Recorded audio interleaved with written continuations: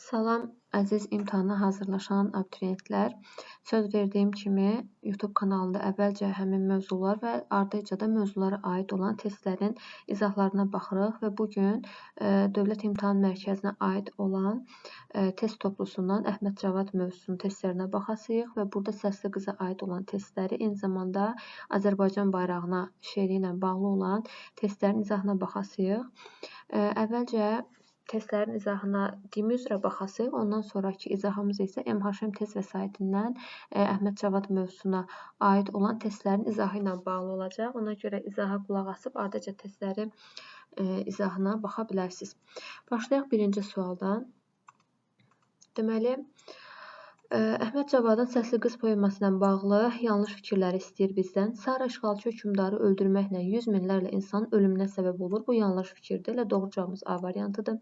Sara vətənini dərin məhəbbətlə sevən cəsarətli qız idi. Bəli, qadınlar öz sevdiyi adını unutmağa məcbur edilir. Bu doğrudur. Orada hansı ki deyir, qadınsa tutub onun fəryadını yadından çıxartsın sevdiyini adını. Orada işgəncə növlərini sadalayır və bu həmin hissədə var idi. Əsərin müxtəlif hissələrində misralardakı hecaların sayı fərqlidir, doğrudur. Biz bilirik ki, bu əsər heca vəznində yazılmışdır və bəzi misralarda hecaların sayında fərqlilik var. Epik təsvirlərə yer verilmişdir. Bəli, əsər epik lirik poemadır. Epik təsvirlərə yer verilmişdir. İkinci sual. Nümunə ilə bağlı yanlış fikri müəyyən edin. Fələk döndərdi zəhrə, bu ölkənin payını, gülmək zaten yox idi, ağlamaq oldu yasaq. Zavallı məğlub ölkə, sənə nə hüquq, nə haqq. Deməli, parçada qalib hökmdarın zülmkarlığı öz əksini tapmışdı. Bəli, burada göstərir ki, gülmək olmayan ölkədə ağlamaq da yasaq olur. Fələk zəhrə döndərir bu ölkənin payına. Demək ki, yeni gələn qalib hökmdar zülmkardır. Bir hadisənin özündən daha qüvvətli başqa bir hadisəyə bənzədilməsinə yer verilməyib. Bəli, doğrudur. Burada belə bir hadisəyə rast gəlmirik. Əhməd Cavadın Səsli qız poemasındandır əlbəttə. Bədii təzaddan istifadə edilmişdir. Doğrudur. Ağlamaq və gülmək, bədii təzad var burada. Süjet xəttinin razveska mərhələsindədir. Xeyr, bu yanlış fikirdir. Nəyə görə? Çünki sıralamamız necə idi? Sıralamamız ekspozisiya, zavyeska, kulminasiya, razveska və final olaraq bölünürdü və bu razveska mərhələsinə aid deyil. Üçüncü suala baxırıq. Səsli qız poemasında Saranın oxuduğu mahnıda hansı fikir ifadə olunmur? Vətən övladlarının şəhid olması, bəli, var idi. Doğma yurda dərin məhəbbət, bəli, var idi. Qalib hökmdarın taxta çıxması, bəli, var idi. Gör ki, kimlər çıxdı taxta. Həmvətənlərinin dinc əhalinin firavan həyatı, ümumiyyətlə həmin şeirdə firavan, yəni həmin mahnıda şeirlə dinc əhalinin firavan həyatı ilə bağlı heç bir fikir səsləndirilmir. D variantı düz cavabdır. Nahaq qanların tökülməsi, bəli, bu da doğru fikirdir. Daha sonra, dördüncü sual. Əhməd Cavadın Səsli qız poeması haqqında hansı fikir doğrudur? Doğruları istəyir bizdən. Vətənə məhəbbət, azad müstəqil yaşamağın ölkə və vətəndaş üçün hər şeydən vacib olması məsələlərinə toxunulmuşdur. Bəli, elə doğru cavab A variantıdır.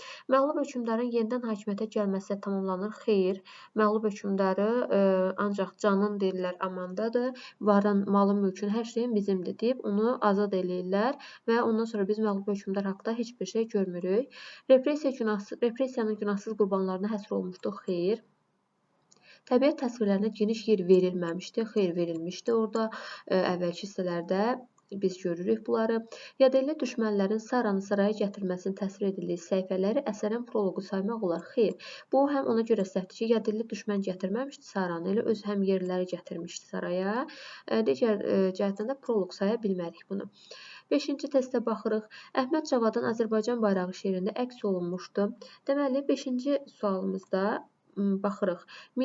Düşmənlərə qarşı mübarizəyə çağırış yoxdur. Azərbaycan təbii sərvətlərinin zənginliyi yoxdur. Milli kimlik və mənsubiyyət bəli var. Bakını azad etmiş qalib Türk ordusunun alqışlanması. Burada belə bir məqama rast gəlmirik. Türk xalqlarının birliyi arzusu bəli var. Turandan, türkçülükdən danışılır şeirdə var. 6-cı suala baxırıq. Əhməd Cavadın Azərbaycan bayrağının əsəri ilə bağlı səhv fikirləri müəyyən edin. Baxaq indi A variantına. Vətənpərvər ruh hakimdir. Bəli, Əhməd Cavadın ümumiyyətlə əsərlərinin çoxsunda vətənpərvərlik mövzusuna daha çox toxunulmuşdu. A variantı doğrudur. Heca vəznində bəndlər şəklindədir. Doğru fikirdir. Dövlət rəmzlərinin mənaları açıq şəkildə şərh olunur. Bu səhv fikirdir. Nəyə görə?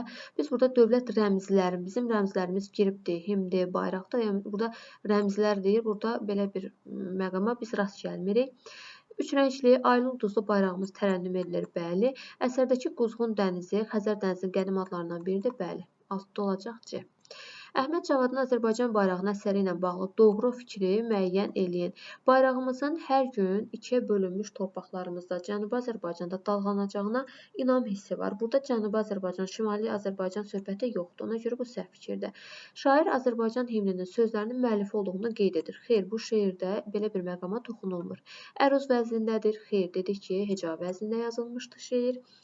Dövlət rəmzlərimiz qürurla təsvir edilir. Bax, yenə burada dövlət rəmzlərimiz deyib çaşdırarlar sizi. Burada dövlət rəmzlərimiz yox, sadəcə bayraqdan söhbət gedir. Y variantına baxırıq. Lirik qəhrəman. Bir dəqiqə. Lirik qəhrəmanın vətəndən sonsuz məhəbbəti əks olunmuşdur. Bəli, 7 olacaq Y variantı. 8. Əhməd Cavadın Azərbaycan bayrağına şeiri ilə bağlı doğru fikir hesab eləmək olmaz. Baxırıq indi variantlara. Şeirdə şairin türkçülük ideyaları əksini tapmışdı. Bəli, bu düzgün fikirdir. Azərbaycan Xalq Cümhuriyyəti dövründə bəli yazılmışdı. Hansı ki, həmin dövrdə dalğalanan Azərbaycan bayrağını müəllif görür və bundan təsirlənib həmin şeiri yazmışdı. Vətənini sevən sənətkarın ürək çırpıntıları duyulur. Bəli, düzgün fikirdir. Şeir heca vəzinə bəndlər şəklində yazılmışdı. Bəli. Vətəni birliyi uğrunda mübarizə əsas fikir kimi səsləndirilir. Bu səhv fikirdir. Orada birliyi uğrunda mübarizə və yaxud üsyana çağırış belə bir fikir yoxdur. 9. Əhməd Cavadın Azərbaycan bayrağına şeiri haqqında yanlış fikirdir. Şair tərənnüm etməklə yanaşı bayraqdakı rəmzi işarələrin mənasına da toxunmuşdu. Bəli, bu düzgün fikirdir. Bədiliyi artırmaq üçün hər bəndin sonunda bədii suallardan istifadə edilir. Bu səhv fikirdir. Burada hər bəndin sonunda bədii suala biz rast gəlmirik. Müəllif bayrağın müqəddəslik və ucalığını oxucuya dərindən hiss etdirir. Bəli, düzdür. Şair bayrağı olan sevgini, vətənə məhəbbətin simvolu kimi mənalandırır. Doğrudur. Şeir özünün bədii təsir gücü və səmimiyyəti ilə seçilir. Doğrudur. 10-cu suala baxırıq. Əhməd Cavadın Azərbaycan bayrağına şeir ilə bağlı doğru fikirləri istəyir bizdən. Azərbaycanın təbii sərvətlərindən söz açılır. Xeyr, burada təbii sərvət mövzusuna toxunulmur. Təbiət gözəllikləri ön plana çəkilir. Burada təbiət gözəlliyi də ön planda deyil. Əsas bayraqla bağlı olan bir şeirdir. Lirik qəhrəmanın azadlığının dəyərindən də bəhs edir. Belə bir şey yoxdur. Türklərin soy kökü və düşüncə tərzi tərənnüm olunur. Bəlidir ki, hansı ki, Qayıxan soyundan aldığın rəngi qucamış Elxanla Müsəlman bəyi. Burada türklərin soy kökündən, düşüncə tərzindən məqamlara biz rast gələ bilirik. Sovet dövründə yazılmışdır. Xeyr. 11-ci sual. 11-ci sual biraz bulanıq düşüb, amma oxumağa çalışaq. Uyğunsuzluğu istəyir bizdən. Arqon vətən uğrunda döyüşlərdə igidliklə həlak olmuşdur. Bəli, bu düzgün fikirdir. Tacirbaşı şeyxlərlə eyni düşüncə tərzində idi. Əlbəttə, yaltaq idi bunların hamısı. Məğlub hökmdar, qalib hökmdar tərəfindən öldürülür. Bax, bu yanlış fikirdir. Çünki orada onun canını azad eləyirlər. C variantı yanlışdır. Qalib hökmdar zalımlığı ilə diqqəti çəkir. Bəli. Məğlub ölkənin əhalisi matəm saxlamamağa məcbur edilir. Bu da doğrudur. Əhməd Cavadın Səsli qız əsəri haqqında uyğunsuzluğu tapırıq. Arqon igiddir, bəli. Şeyx cəsarətlidirmi? Şeyx yaltaqdır. Onu cəsarətli deyə bilmərik. 12-də olacaq doğru cavab C. Xaqan zalımdır, tacirlər yaltaqdır, Sara isə qorxmazdır, doğrudur. Əsərlə bağlı, məzmunla bağlı yanlış fikirləri bizdən istəyir. Sara həm nişanlısının, həm də xalqının qisasını alır. Bu doğru fikirdir. Mən bunu yanlış götürə bilmərəm. Qalib hökmdar məğlub ölkənin matəminə hörmətlə yanaşmır. Bəli. Sara mahnı oxuyarkən onun səsində ölkənin işğalçılara qarşı kini ifadə olunur. Doğrudur. Ölkədəki deməli bəzi vəzifə sahibləri qalib hökmdara yaltaqlanır. Bəli, şeyxdir, tacirbaşı da bunlar yaltaqlanırlar. Hansı ki, yuxarı təbəqənin adamları idi bunlar. Sara ölümdən xilas olmaq üçün hökmdarın məclisinə şərab paylamağa razılıq verir. Bax, burada ölümdən xilas olmaqla bağlı bir şey yoxdur orada. Sadəcə onu gətirirlər ki, Xaqanın məclisində səsi gözəldir, oxusun. Əhməd Cavadın Səsli qız əsərində Sara obrazla bağlı yanlış fikirdir. 14-cü suala baxırıq. Deməli, qalib hökmdarı ölkəmizin ulduzu adı ilə təqdim edilir. Bəli, düzdür. Nişanlısı Arqonun son arzusunu yerinə getirir. Aha, bax, bu səhv fikirdir. Mən izahda da qeyd eləmişdim ki, bu Sara ölüm ayağında olanda Arqon onu görmür. Yəni, nişanlısı son nəfəsində Sara onu görə bilmir. Yəni, onun nə arzusu, nə də onun istəyi deyildi. Düşmənə yaltaqlanan həm yerlilər tərəfindən Şeyx məclisinə gətirilir. Bəli, düzdür. Qanişən hökmdar zəhərləyərək öldürür, düzdür. İşğal olunmuş ölkədə baş verən qırğın bu qeyrətli qızı sarsıdır, doğrudur. Səsli qız əsəri haqqında yanlış fikirlər istəyir. Baxaq indi. Azad və müstəqil yaşamağın ölkə və vətəndaş üçün hər şeydən vacib olması fikri ifadə olunur. Bəli, düzdür. İşğal olunmuş ölkənin hökmdarı özünü günahkar hesab etdiyi üçün zəhər içir. Belə bir məqam yoxdur. Çox asan sualdır. Epik təsvirlərə geniş yer verilmişdir. Bəli, biz deyirik ki, epik lirik poemadır bu. Saraya müraciətlə deyilənlərin əks olunduğu ilk səhifələri əsərin proloqu saymaq olar. Bəli, poema janrındadır. Bəli. Əsərlə bağlı uyğunluğu tapırıq. Əsərdə qaldırılan əsas problem ölkənin işğal olunması, bəli, əsas problemdir. Bu problemin həlli ölkənin hökmdarının öldürülməsi, yox. İnsanların öz ölkəsi uğruna mübarizə aparmaması, xeyr, götürə bilmərik və Saranın qalib hökmdar üçün mahnı oxuması, xeyr, bu hissə heç ümumiyyətlə oxunmur. Deməli, biri A-nı götürsək, digər variantları çıxaq ki, əziyyət çəkməyək. B variantda səhv olduğuna görə B-ləri də çıxırıq. Burada da B-ni çıxırıq, elə gəlir D variantı çıxır. Heç oxuyub əziyyətə salmağa dəymir özümüzü. Əhməd Cavadın Səsli qız əsərinə bağlı yanlış fikirləri müəyyən eləyin. Yanlışı seçirik. Burada biraz yaxşı düşməyib. Sara Arqunun vəsiyyətini yerinə yetirərək Xaqandan qisasını almış olur. Bu səhv fikirdir. Biz dedik ki, Arqunun vəsiyyəti deyildi bu. 18-ci suala baxaq.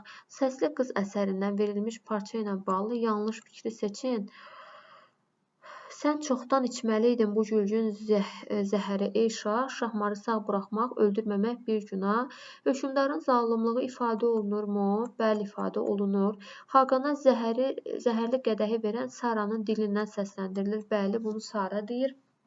Saranın nitqidir bu. Misralarda kin, nifrət ifadə olunur. Doğrudur.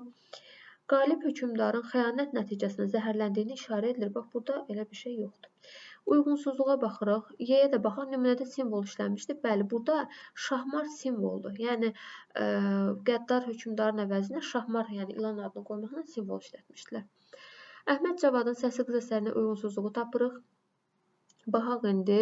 Sara məğlub hökmdarı zəhərləyib ümumxalq üsyanı təşkil edir. Məğlub hökmdarı zəhərləmir, qalib hökmdarı zəhərləyir. Məğlub hökmdar Rus başı boşluğundan məmləkəti ağır vəziyyətə düşmüşdü. Düzdür. Qalib hökmdar az görünsə də qanlı əməllər onun haqqında dolğun məlumat verir. Bəli. Tacirbaşı xalqın ağır vəziyyətinə, xalqın yox, qalib hökmdarın tərəfində durur. Bu da doğrudur. Arğun qalib hökmdar onun ölümünə səbəbkardır. Bəli, bu da doğrudur. 20. Səsli qızla bağlı yanlışları istəyir bizdən. Düşmən şahın gəlişi məcburi şəkildə qanuni bayram qeyd edilir. Bəli.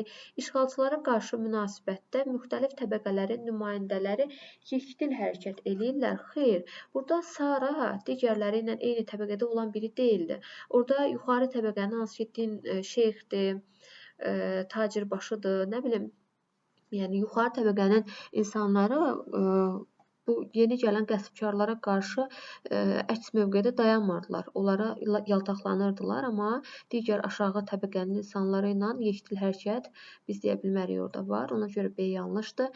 Sara Xaqana ölkəsinin ulduzu kimi təqdim edilir. Doğrudur. Saranın şücaətindən sonra xalq son gücünü toplayaraq ayağa qalxır və düşmən tarmar olur. Doğrudur. Xaqan əski şahın bəzətdirdiyi köşkdə əylənmək qərarını verir. Bəli. 21-ə baxırıq. Deməli, açıq suallardır burada. Gəlin baxaq. Əhməd Cavadın Səsli qız poemasına bağlı doğru fikirləri müəyyən eləməliyik. Basqına məruz qalan ölkənin xərac verməsi şərti ilə əhaliyə toxunulmur. Belə bir məqam yoxdur orada. İşğal altında olan ölkənin hər yerindən ağlaşma səsləri ucalır. Burada bunu biz hər yerindən ağlaşma səsləri ucalır. Yox, bu işğal altında düşəndən sonra orada ağlamaq artıq olaraq qadağan olunur. Ona görə ki, səhvdir. Yaslı ölkədə zorla bayram ovqatı yaradılır. Bəli, 3-ü götürə bilərik. Din xadimləri işğalçı hökmdarın siyasətini dəstəkləyirlər. Bəli. Varlı təbəqənin nümayəndələri də əsarət altında yaşamaq istəmirlər. Xeyr. Tacirbaşı deyir, hansı ki, keyf-üç damağı çaq tacirbaşıdır, şeyxlə birlikdə addımlayırdı. Demək ki, həmin yeni gələn qalib hökmdarı yaltaqlanırdı. Yəni, bu əsarətlə artıq onlar barışmışdılar. Necə deyərlər, bu əsarət onların təsir eləmirdi. 22-yə baxırıq. Deməli, deyir ki, səsli qızla bağlı doğru fikri seçirik. Baxaq indi, işğal altında olan ölkədə yas tutmaq qadağan edilir. Bəli, düzgündür. Müqavimətsiz təslim olmaq şərti ilə əhaliyə toxunulmur. Yanlış fikirdir. Varlı təbəqənin nümayəndələri işğalçı hökmdarın siyasətinə boyun əyirlər. Baxın, biz bunu doğru götürürük. Çünki nəyə görə? Onlar orada boyun əyirlər. İşğalçı hökmdarın siyasətinə bir hərəkət eləyirlər. Boyun əyməyən hansı əhali idi? Yerli əhali idi. Onlar da ki, boyun əymədiyinə görə qılıncdan keçirildilər, mübarizə apardılar 6 aydan çox, amma yenə məğlub oldular. Din xadimləri yaslı ölkədə bayram edilməsinə qarşı çıxırlar. Yəni, orada belə bir şey yoxdur. Din xadimləri yaltaq idi. Əhali yeni hökmdarın tələblərinə tabe olmaqdan boyun qaçırır. Artıq bu da yanlış fikirdir. Çünki artıq işğal altına alınandan sonra onlar nədirsə, haqsızlıq qanun olur, toy səsi əmr edilir, ağlamaq qadağan olunur. Bütün bunları onlar boyun əyirlər. Baxırıq 23-ə. Deməli, yenə bizə səsi qızla bağlı deyir. Bu səfər aid olmayanları bizdən istəyir. Azad yaşamağın ölkə və vətəndaş üçün hər şeydən vacib olması bu aiddir. Rus çarizminin müstəmləkəçilik siyasəti. Burada belə bir məqama rast gəlmirik. İstilaçılara dərin nifrətin olması. Deməli, burada istilaçılara dərin nifrət əlbəttə ki var. Amansız repressiya dövrünün yoxdur. Burada doğma yurda sevgi bəli var. 23-də olacaq 2 ilə 4. Sonra baxırıq 24-cü suala. Deyir ki, düzgün fikirləri seçin. Səsli qız poemasındandırmı? Bəli, düzdür. Ölkə sözü metonimiyadır. Bəli, metonimiyadır. Burada həmin ölkə hansı ki, yəni biz deyirik ki, metonimiyadır. Xalqın mübarizə əzmi öz əksini tapır. Bəli, bu da doğrudur. Verilən hissə əsərin baş qəhrəmanına yazılmış məthiyə adlandırıla bilər. Bax, bu hissə məthiyə adlandırıla bilmir axı. Bu sonda verilən bir hissədir və biz deyirik ki, əsərin əvvəlində, proloq hissəsində səsli qızın sanki məthiyəsidir və burada belə bir şey yoxdur. Parçanı əsərin proloqu saymaq olar? Xeyr, proloq sayıla bilməz. Burada olacaq 1, 2, 3. 25-ə baxırıq. Səsli qız poemasına bağlı olan doğru fikirlər istəyir bizdən yenə. Deməli, məğlub şahın planı ilə qalib hökmdarın şərabına zəhər qatır. Məğlub şah burada belə bir plan qurmamışdı. Məğlub şahın elədiyi əməllər ucbatından onun ölkəsi bu vəziyyətə qalmışdı. Müəllif onu qınayır orada. Deyir, sənin bu boş başından nələr çəkdi məmləkət, gir yerə ey padişah. Yəni, o burada heç bir plan qurmur. Sadəcə olaraq ona gəlir, yeni hökmdarın vəziri gəlib deyir ki, sənin canın sadəcə amandadır, qalan malın, mülkün, hər şeyin bizimdir artıq. Yəni, sən bu qaydaya da, bizim bu qoyduğumuz qanuna da qarşı çıxırsansa, baxdın sönər, yəni öldürülərsən. Ona görə də bir səhvdir. Qalib hökmdar tərəfindən işgəncə görür, təhqir edilir. Xeyr, malını mülkünü alırlar, deyirlər azadsan. İşğalçı hökmdarı öldürməklə nişanlısının vəsiyyətini yerinə yetirir. Yenə deyirəm, burada belə bir məqam yoxdur, onu görmür ölüm ayağında. Oxuduğu mahnı ilə doğma yurda məhəbbətini ifadə edir. Bəli, yurdunun işğaldan qurtulmasına səbəb olur. Bəli, 4-lə 5. 26-ya baxırıq. Yanlış fikirləri bizdən istəyir. Yaltaq həmyerləri tərəfindən qalib hökmdarın kef məclisinə gətirilir. Bəli, oxuduğu mahnıda xalqı işğalçılara qarşı mübarizəyə çağırır. Baxın, biz burada 26-cıda yanlış fikirləri bizdən deyir. Üzr istəyirəm, mən doğru fikri götürdüm. Bu düz fikirdir. Ona görə yanlışın altına götürə bilmərik biz. Oxuduğu mahnıda xalqı işğalçılara qarşı mübarizəyə çağırmır. Bu yanlış fikirdir. Ona görə yanlışın altına yanlış götürməliyik. Həyatını xalqın azadlığı uğrunda verməyə hazırdır. Bu doğru fikirdir. Götürə bilmərik. Düşmən şaha ölkəmizin ulduzu deyə təqdim olunur. Deməli, 26. Bu da doğrudur. İşğalçı hökmdarı öldürməklə nişanlısının vəziyyətini yerinə yetirmir. 2 ilə 5 olur. Sonra baxırıq 27-yə. Səsli qız əsərində Sar obrazına bağlı yanlış fikirləri deyir, seçin. Sevgilisinin qisasını alır. Bu doğru fikirdir. Baxın, burada qisasını alır, yəni onun vəsiyyətini yox. Sadəcə deyir ki, şah ona deyəndə ki, mən Saranın əlindən bir qədər mey istəyərəm. Onda Sara anlıq olaraq fikirləşir ki, sevgilimin qisasını mən alaram. Yəni, burada onun qisasını özü alır. Yəni, Arqunun vəsiyyəti üzrə almır. Deməli, bir doğru fikirdir. Ona görə mən bunu götürə bilmərəm. Hökmdarın mərhəmətindən istifadə edir. Burada mərhəmət söhbəti yoxdur. Xalqın naminə öz həyatını təhlükə qarşısına qoyur, doğrudur. Xəyanətkar həmyerliləri tərəfindən cəzalandırılır, yanlışdır. Sevgisi ilə birlikdə düşmənə qarşı döyüşür, yanlışdır. 2, 4, 5 olacaq 27-də. Sonra baxaq 28-ci suala. Azərbaycan bayrağına şeiri ilə bağlı doğru fikirləri bizdən istəyir. Rədifdən istifadə edilməmişdir, yanlışdır, edilib bayrağım sözü. Bayrağın kölgəsi düşən yer müqəddəs sayılır, bəli, deyir, öpüm kölgən düşən müqəddəs yeri. Sonuncu bənddə müəllifin adı verilməmişdir, bəli, doğru fikirdir bu. Lirik qəhrəman tökülən qanların yerdə qalmayacağından əmin olan mübariz obrazdır. Bax, bu Türkün nəğməsi şeirinə gedir, çıxır. Burada belə bir şey yoxdur. Bütün bəndlərdə müraciət obyekti var. Bəli, bayrağa müraciət var. 2, 4, 5. Baxırıq 29-cu suala. Deyir ki, səhv fikirləri seçin. Açıldı bayraqlar, çalındı boru, fələk görməmişdi bu vurha-vuru.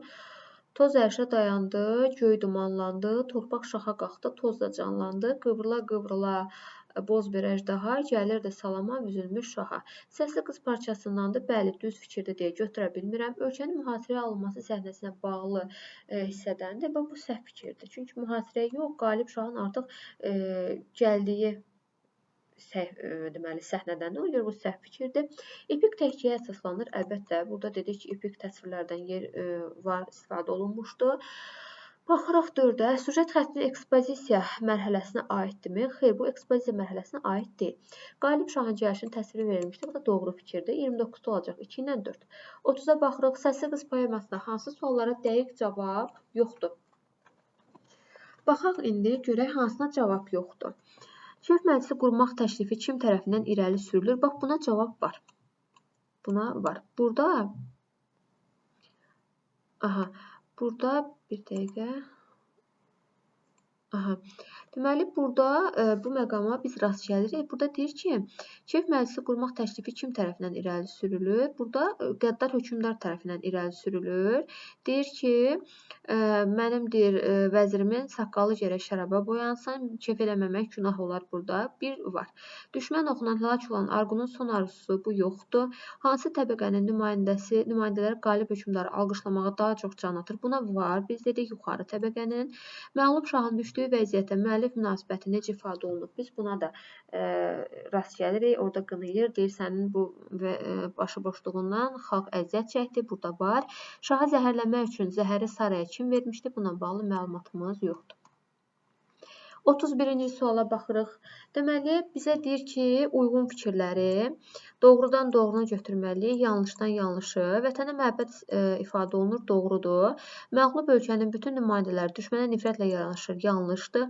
Qalib hökmdar xalqa qayğı göstərir, xeyr, yanlışdır, qəddar idi o. Xalqın azad müstəqil yaşamaq istəyi əks olunur. Xalqın, bəli, bu doğru fikirdir. Düşmənə qarşı mübarizə aparılır, bu da doğrudur. Orada mübarizə aparılmışdır.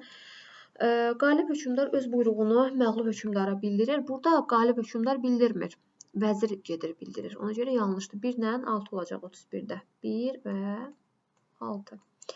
32-ci suala baxırıq. Əhməd Cavadın Səsli qız əsərində qalib hökmdar haqqında doğru fikirləri müəyyən eləyin. Deməli, yaslı insanları bayram etməyə məcbur eləyir. Bəli, bu düzdür. Qanlı əməlləri onun haqqında aydın təsəvvür yaradır, bəli. Məğlub hökmdarı öldürtdürür, xeyr, dedik, azad edir. Öz adamlarının xəyanəti ilə üzləşir, yoxdur. Belə bir məqam nə qədər öz adamların xəyanəti ilə üzləşən adam kimi idi? İskəndərnamədə Dara, məsələn, Qacar, bunları misal göstərə bilərik. Nə qədər zalım olsa da saraya mərhəmət göstərir, yox, belə bir məqam yoxdur. Burada olacaq doğru cavabımız 1 və 2. 33-cü suala baxırıq. Deməli, klasterlə bağlı fikirlər, uyğun fikirləri yəqin seçməliyik və bizə belə klasterlərdə həmişə ehtiyatlı olmaq lazımdır. Burada səhv fikir də verə bilər, düz fikir də verə bilər. Sarı əsərin baş qəhrəmanıdır, düz fikirdir. Ona görə bizdən düz fikirləri istəyir. Baxırıq indi, qalib hökmdarı zəhərlədiyinə görə onun adamları tərəfindən öldürülür. Xeyr, bu məqam yoxdur. Məğlub hökmdar tərəfindən Xaqanın kef məclisinə gətirilir. Bu da yanlışdır. Öz həmyerləri tərəfindən. Məğlub hökmdarı orada azad eləyəndən sonra biz artıq onu ortalarda görmürük. O ondan çıxır gedir. Yurdunu zülmdən qurtarmaq üçün həyatını qurban verməyə hazır olan bir obrazdır. Bəli, 3-ü yaza bilərəm. Şahmarı sağ buraxmağı bir günah sayır. Bu da düzgün fikirdir. 34-ə baxıram. Səsli qız əsəri ilə bağlı klasteri tamamlaya bilən fikirləri müəyyən edin. İndi baxaq görə düzdür yoxsa səhvdir fikrimiz. Məğlub ölkənin varlı adamları, din xadimləri qalib şahı sevinclə qarşılayırlar. Doğru fikirdir. Deməli, doğruları tapmaq lazımdır. Baxırıq indi. İnsanların qəddarlıqla məhv edilməsinin yol verilməzliyi fikri əsərin ideya məzmun xəttini təşkil edir. Bəli, bunu götürə bilərik. Düzgün fikir kimi götürmək olar. Xalq mübarizə aparmadığı üçün ölkə işğal olunur. Bu yanlışdır. Xalq mübarizə aparmışdı. Hökmdar Saranın əlinə mey içmək istəməsi ilə öz fəlakətinə səbəb olur. Bəli, bu düzgün fikirdir. Bəlkə də bilsəydi heç istəməzdi. Bunu düz götürürük. Məğlub şah həm xalqın, həm xaqanın qəzəbindən qorxaraq başqa ölkəyə qaçır. Belə bir məqam görmürük burada. Deməli, burada 1 ilə 3 olacaq 34-də. 1, 3. Keçdik 35-ə. Əhməd Cavadın Səsli qız əsərində Eyler-Venn diaqramında sual işarəsinin yerinə yazıla biləcək fikirləri müəyyən eləyək. Görək hansılar doğrudur. Zəhərlənərək öldürülür. Biz deməli bu sual işarəsinin yerinə, yəni hər ikisi üçün oxşar olan fikirləri bura yazmalıyıq. 35-ə baxıram. Deməli, zəhərlənərək öldürülür. Bu məğlub hökmdara, qalib hökmdara aid olan bir xüsusiyyətdir. Ona görə hər ikisi üçün oxşar deyil. Başına gələnləri özü səbəbkardır. Burada əlbəttə ki, hər ikisinin deməli səbəbi özləridir. 2-ni götürmək olar. Daha sonra xalqa bağlıdır, vətəni dərin məhəbbətlə sevir. Əlbəttə ki, yox. Var dövlətin əlindən alınması şərtilə canı bağışlanır. Məğlub hökmdara aiddir, qalibə aid deyil, yaza bilmirəm. Müəllif mövqeyinin əksinə yaradılmış obrazı, bəli, müəllifin mövqeyi onların əksinə yaradılmış. Yəni, müəllifin mövqeyi onların mövqeyi ilə üst-üstə düşmür. Onların mövqeyi tamam başqa bir yöndə idi. Müəllifin mövqeyi tamam fərqli yöndə. Doğru cavab 2-5. Baxırıq 36-cı suala. Deməli, səsli qızla bağlı doğru fikirlər istəyir. Qalib şahın gəlişini məcburi şəkildə bayram elan edirlər. Bəli. Mühasirədə qalan ölkənin mübarizəsi 6 aydan artıq davam gətirə bilmədi. Bu yanlışdır. Orada deyir ki, 6 aydan çox sürən qanlı bir mühasirə 6 aydan çox sözü var. Yəni, burada əgər çox sözü olsaydı, biz onu düz götürə bilərdik. Amma olmadığına görə düz götürə bilmirik. Qalib şahdan fərqli olaraq məğlub şaha xalq nifrət etmirdi. Bu yanlış fikirdir. Ona da nifrət var idi. Buna da nifrət var idi. Qalib hökmdarın vəziri hökmdarın şərtlərini məğlub şaha çatdırır. Bəli, bu düzgün fikirdir. Sara məğlub şaha bildirir ki, Arqunun öldürülməsində sənin günahın var. Xeyr, burada Sara ilə məğlub şah heç qarşılaşmır. Belə bir məqam yoxdur. Burada düzgün cavab olacaq 1 ilə 4. 37-yə baxırıq. Düzgün fikirləri bizdən istəyir. Epik təsvirlərə geniş yer verilsə də lirik məqamlar da var. Bəli, epik təsvirlər var. Lirik məqamlar da Saranın şeir dediyi hissələr də var. Yəni, lirik məqamlar da var. Saranın şərqisini poemanı, proloqu saymaq olarmı? Xeyr, olmaz. Məsnəvi şəklində təhkiyə əsasında qələmə alınmışdı. Xeyr, hicab vəznində yazılmışdı bu əsər. Ona görə də biz 3-ü də səhv götürməliyik. Kompozisiyanın ünsürləri sayılan epiqraf, proloq, epiloqdan istifadə edilmişdi. Deməli, burada proloq var, amma epiqrafı, epiloqu biz görə bilmirik. Ona görə yanlışdır. Vətənin azadlığı uğrunda mübarizə vətəndaş üçün şərəf işi sayılır. Bu düzgündür. Doğru cavabımız olacaq 1-5. Əhməd Cavadın qoşma kitabına daxil olan şeirlərlə bağlı doğru fikirləri müəyyən eləməliyik biz. Deməli, burada baxırıq. Xalq Cümhuriyyəti, onun bayrağı və ordusu tərənnüm edir. Bu səhv fikirdir. Vətənin məzarlıq aləminə dönməsini etiraz səsi ucaldılır. 2 doğrudur. Milli tərəqqiyə mane olan qüvvələr satirik üslubda kəskin tənqid edilir. Yanlışdır. Dilimizin saflığının qorunması məsələsi mühüm yer tutur. Bəli. Şair özünü Cümhuriyyət nəğməkarı adlandırır. Yanlışdır. Burada olacaq 2 ilə 4. 39-cu sual. Bəli, az qalıb. 39-cu suala baxaq. Deməli, qalib hökmdar, Sara və məğlub hökmdar bunlara aid olan fikirləri uyğunlaşdırmalıyıq. Məğlub hökmdar, düşmənə mey verən kimdir? Saradır. Xalqın azadlığı uğrunda həyatını qurban verməyə cəsarətli obraz Saradır əlbəttə. Var dövləti əlindən alınan məğlub şahdır.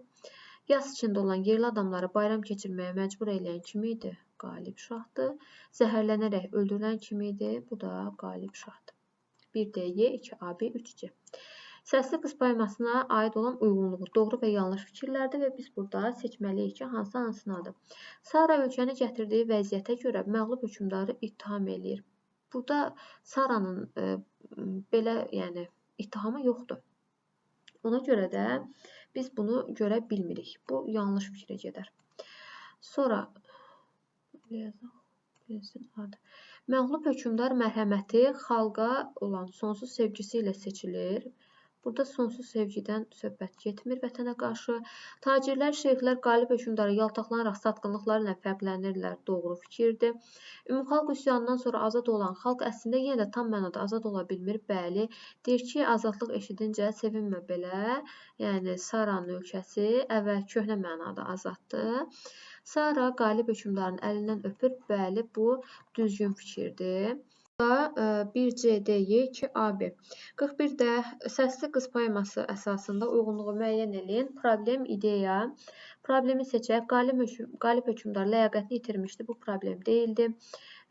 Bizə burada əsərin əsas problemi lazımdır. Baxırıq, vətənin azadlığı naminə mübarizə aparılmalıdır. Biz bunu yaza bilərik ideyaya. İşğalçı ordu xalqa divan tutur. Bəli, bu düzgün fikirdir. 1C, 2B. Şən hökmdarın cəzasına çatması xalqın əsarətinə bütünlüklə son qoyulmasıdır. Burada belə bir məqam yoxdur. Varlı təbəqə nümayəndələri işğalçıların əmrlərinə məcbur boyun əyirlər. Bunu da biz problem və yaxud ideyaya yaza bilmərik. 42-yə baxırıq. Sara bu imtahanlarda düşür. Hansı ki, əməli, xarakter və nitqi. Nişanlısının qisasını almaq üçün qalib hökmdarın sarayına gəlir. Baxın, biz bunu heç birinə yaza bilmərik. Çünki qisasını almaq məqsədi ilə o gəlmir. Bu, ümumiyyətlə, A bəndində çıxmaq lazımdır. Sadəcə, o orada həmin an onun ağlına gəlir. Yəni, o məqsədlə gəlməmişdir bu ora. Cəsarətlidir, xarakterinə yaza bilərik. Bir dəqiqə. Cəsarətlidir. İradəlidirmi? Bəli, iradəlidir. Sən çoxdan içməliydin bu gülgün zəhri ey şah. Şahmarı öldürməmək, sağ buraxmaq bir günah. Bu onun nitqi idi. Ölkənin işğaldan azad edilməsinə səbəb olur. Bu da onun əməli idi. Sonra baxırıq yenə Sara ilə bağlı xarakter xəritəsini tamamlayaq. Üsyana başçılıq eləyir. Üsyana burada başçılıq eləməsi, burada başçılıq eləməsinə bağlı bir məqama rast gəlmirik. Sonra baxırıq, vətənpərvərdirmi? Bəli, vətənpərvərdir. Cəsurdurmu? Cəsurdur. Bu nitqidir, D variantı.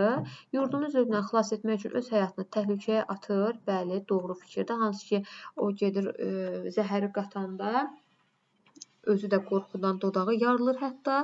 Yəni, o gözə alaraq, risk eləyərək öz həyatını riskə atır və bu deməli, hərəkəti eləyir. Və sonuncu sual qalib hökmdarla bağlı. Məğlub hökmdarı saraya dəvət eləyir. Burada belə bir məqam yoxdur. Qəddardır, bu xarakterinə aid bir xüsusiyyətdir. Malım mülküm bizimdir, amanda ancaq canım. Baxın, bu vəzirinə aid olan bir nitqdir. Bu qalib hökmdara aid bir nitq deyil. Mənim sadiq vəzirim, gəl baxaq hesaba. Bu nitqidir, bəli, D variantı getməlidir. Gəlişini qanuni bayram kimi qeyd elətdirir. Bu əməli idi. Belə.